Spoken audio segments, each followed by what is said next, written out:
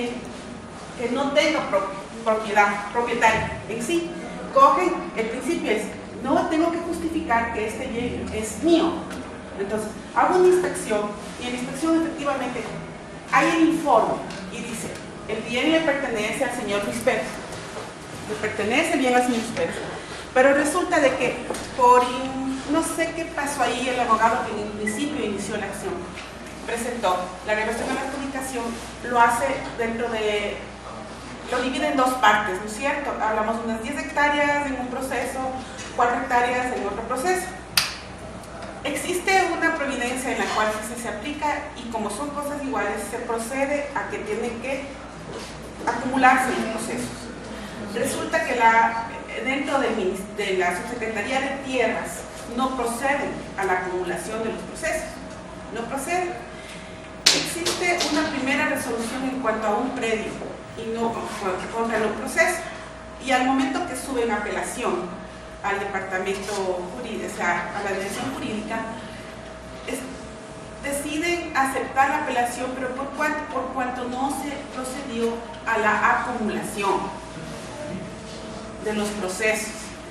Se hace el trámite respectivo, se solicita que en pos de esa resolución se proceda a la acumulación y se vuelva al proceso al momento, porque la respuesta era que se vuelva al proceso a FOCA 110, donde ya se encontraba abierta la prueba y consecuentemente ya estaba ahí la inspección judicial, donde prácticamente el ministerio decía, la delegación en Guayas decía que el predio sí le pertenecía al señor que estaba solicitando la reversión a la adjudicación.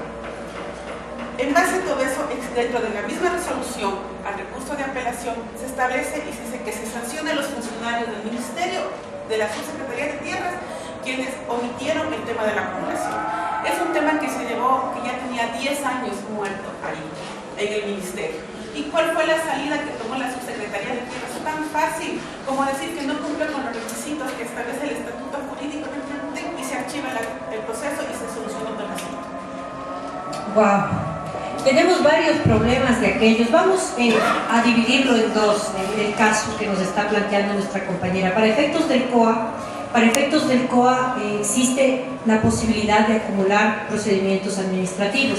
Si hay identidad subjetiva, hay identidad objetiva, podemos acumular los procedimientos. Sin embargo, la ley también le faculta, es decir, el código, a la administración a disgregar los procedimientos cuando exista algún tipo de particularidad en alguno de ellos, ¿no? Entonces, esa es una facultad también que tiene la administración. No necesariamente puede ser obligada a acumular los procedimientos administrativos. En el caso en concreto, si no existe una respuesta después de tantos años y esa facultad respecto de un requisito principal, de un requisito sine qua non para la adjudicación, que es el hecho de demostrar que no existe propietario, efectivamente, si es que el bien se adjudica a un tercero, siendo que no se verificó que existía propietario, hay responsabilidad extracontractual del Estado respecto del daño que ha sufrido ese propietario por 10 años, en el que no se ha resuelto primero el procedimiento administrativo y en el que el propietario del bien no va a poder hacer uso del mismo,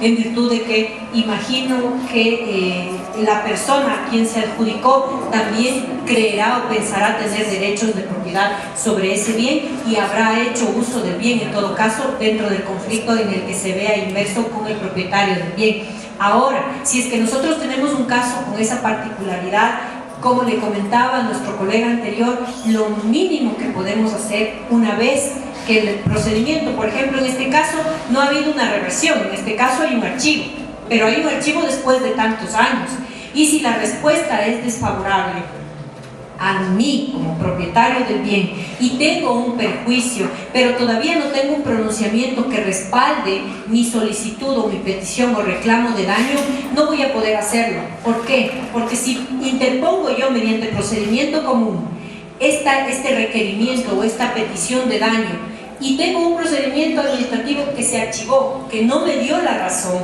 que por el contrario me perjudicó, voy a tener que efectivamente primero resolver este tema, impugnar ese acto administrativo, lograr una respuesta diferente, quizá de la administración o quizá a través del contencioso administrativo, allí sí para poder reclamar el daño a través de responsabilidad extracontractual.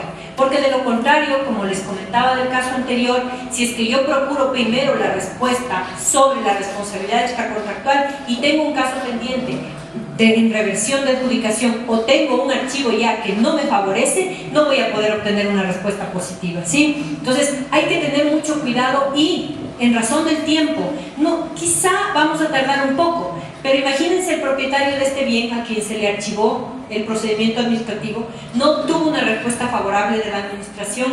Evidentemente hay una respuesta en relación a la responsabilidad de los funcionarios. Sin embargo, eso no satisface en la práctica la petición que yo estoy haciendo como ciudadano. Puede ser que la administración consideró que el funcionario actuó de forma incorrecta, pero yo lo que estoy solicitando es una solución al conflicto, al problema que se me presenta. El hecho de ser propietario de un bien que está adjudicado a otra persona y la responsabilidad de la subsecretaría de no haber verificado este requisito, de no contar con un riesgo para poder hacer la adjudicación. Entonces, en ese marco, yo voy a tener ya 10 años de perjuicio.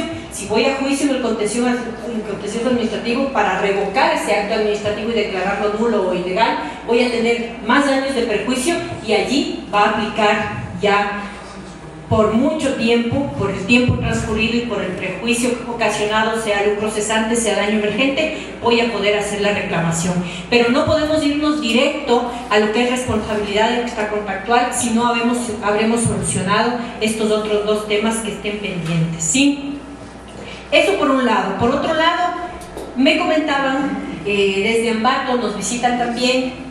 Hay un tema bastante interesante aquí, que es el caso del dictamen, ¿no? El dictamen que nosotros habíamos revisado, en el Código Orgánico Administrativo también nos dice que si el ciudadano o el administrado no compareció, su no comparecencia se entenderá como el dictamen previsto en este código. ¿Qué quiere decir aquello? Yo, como administración, he cumplido con notificar el acto administrativo. Hago la notificación y le otorgo 10 días para que conteste. Siempre que la notificación esté correctamente realizada, si no comparece dentro de esos 10 días, su no comparecencia se entenderá como el dictamen, ¿no es cierto? Una vez que no comparezca, se entenderá que se debe emitir ya el dictamen. Esto tiene un riesgo, nos comentaba nuestro colega, nuestro compañero. ¿Por qué tiene un riesgo? Porque si yo soy órgano sancionador, en el caso de un municipio, de una entidad que es la encargada de controlar hasta cierto punto las viviendas, por ejemplo, me decía, en el caso de una vivienda, si vamos a hacer, me imagino, un derrocamiento, si vamos a hacer algún tipo de actuación que puede ser perjudicial para un tercero, evidentemente el órgano sancionador va a ser muy cuidadoso y el órgano instructor va a ser mucho más cuidadoso todavía para la emisión de su dictamen. Ahora, en ese punto, después de esos 10 días, si es que no hay una contestación, yo puedo emitir en efecto, sí puedo emitir el dictamen. Sin embargo, yo le recomendaba y le decía a nuestro colega, es importante que se haga uso en ese plazo, porque yo ya no voy a tener evacuación de prueba. Yo ya no voy a tener alegaciones, ya no voy a tener presentación de pruebas. Evidentemente voy a pasar directo al dictamen. Sin embargo, si yo soy un funcionario público en el marco de la buena administración y la facultad que tengo de actuar de oficio la prueba, de requerir auditoría, de requerir investigación, de requerir informes, voy a pedir esos informes. Yo los pediría. Yo requeriría una inspección. De oficio, advertiría prueba dentro del procedimiento. ¿Para qué? Para que mi dictamen tenga un sustento más. Porque de lo contrario, si es que yo paso directamente desde la contestación a emitir un dictamen únicamente con los documentos que yo tengo del acto de inicio del procedimiento de oficio, no voy a poder hacerlo. Recuerden ustedes que tenemos unidades diferentes de acuerdo a las instituciones públicas en las que hemos trabajado. Por ejemplo, en las superintendencias, ¿cómo se inicia un procedimiento administrativo? Esta iniciativa de algunos de los órganos siempre constituye un informe. Y este informe se adjunta y se convierte, junto con el acto administrativo, hace las veces de la denuncia. Entonces, cuando yo le voy a notificar a usted, en lugar de notificarle la denuncia, le notifico estos informes que emitieron las unidades competentes para efectos de dar inicio al procedimiento de oficio. Pero el dictamen no puede estar sustentado únicamente en esos documentos. El dictamen que emita el órgano instructor debe soportarse también en las investigaciones que haya podido realizar. Recuerden ustedes que si bien no es vinculante el dictamen, es importante saber que el dictamen constituye un acto de simple administración gravoso. ¿Por qué? Porque en este dictamen, ¿qué es lo que hace el órgano instructor? El órgano instructor determina si existe o no la presunción del cometimiento de una falta. Hay que tener mucho cuidado cuando somos instructores. ¿Por qué? Porque el COA advierte que se debe respetar la presunción de inocencia hasta finalizar el procedimiento administrativo. Es decir, que en el dictamen yo no voy a decir que existe el cometimiento de la falta o infracción prevista en el artículo número tal, al tenor de tal, y se le va a sancionar conforme al artículo tal. No, me estaría anticipando. ¿Por qué? Porque yo no soy el órgano sancionador. Los términos que se utilicen en el dictamen tienen que ser muy cuidadosos. Ojo, si el dictamen que se emite, que a usted como abogado le llega, está determinando una responsabilidad, ese dictamen es nulo. ¿Por qué? Porque se está anticipando al criterio de quien tiene la única facultad y la atribución para determinar una responsabilidad. No se le está atribuida la facultad al órgano instructor para determinar el cometimiento de una falta.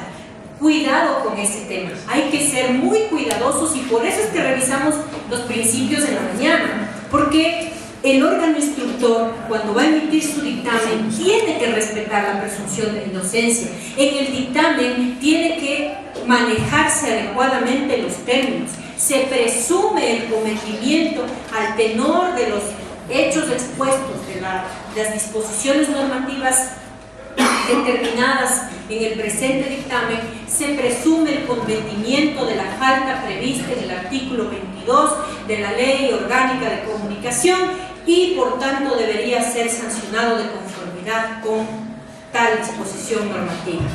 Sin embargo, esta es una presunción, no es una determinación de responsabilidad. Si a usted le notifican un dictamen en el que se determina responsabilidad administrativa, ese acto de simple administración ya es susceptible de ser demandado.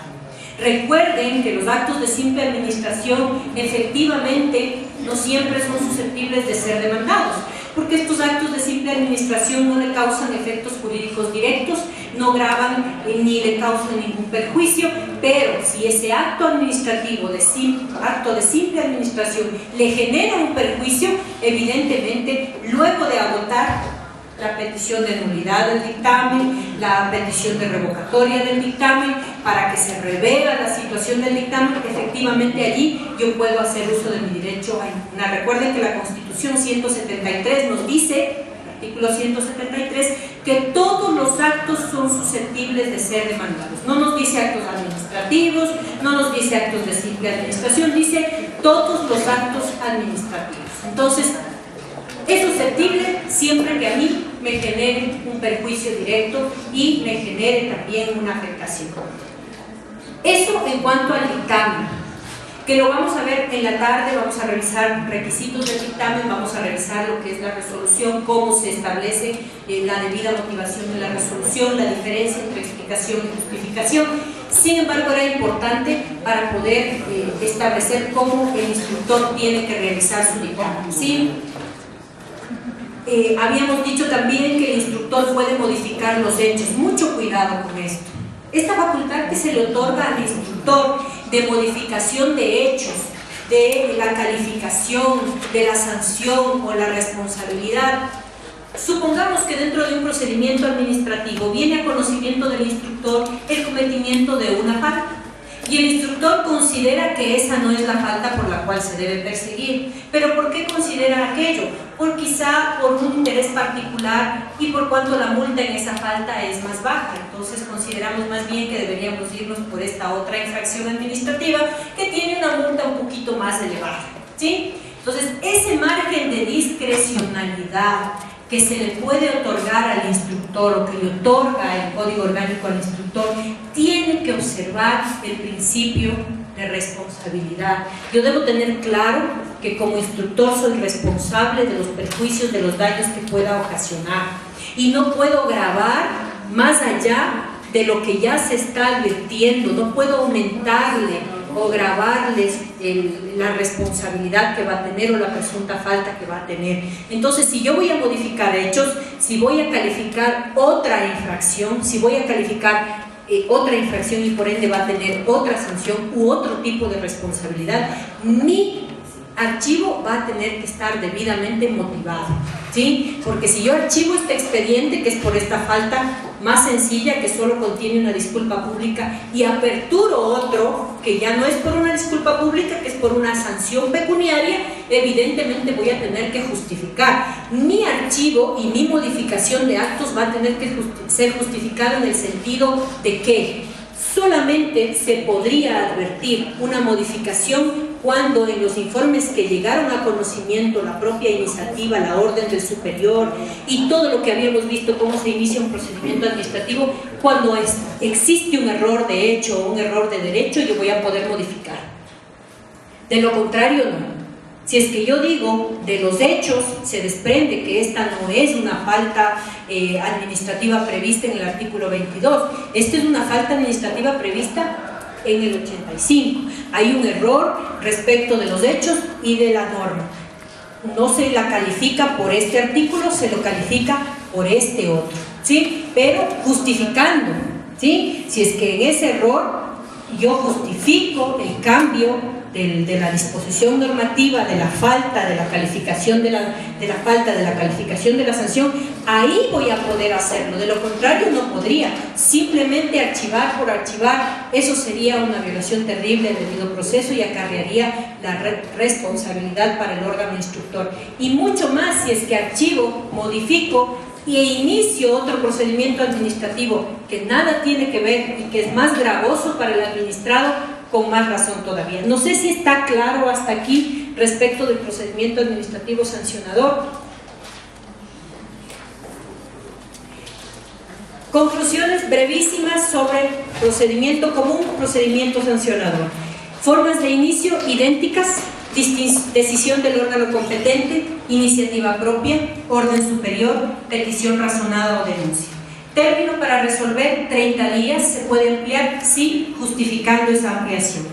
En procedimiento común, reclamos, peticiones o solicitudes deben atenderse en 30 días para efectos de silencio administrativo. Si se apertura término de prueba, procedimiento común podría durar hasta 60 días. Procedimiento sancionador, más de 53 días. Conclusiones trascendentes. Audiencia podría subsanar inmediación del interesado. Lo que hablábamos respecto de la audiencia 137 del COA es facultativa, no es obligatoria.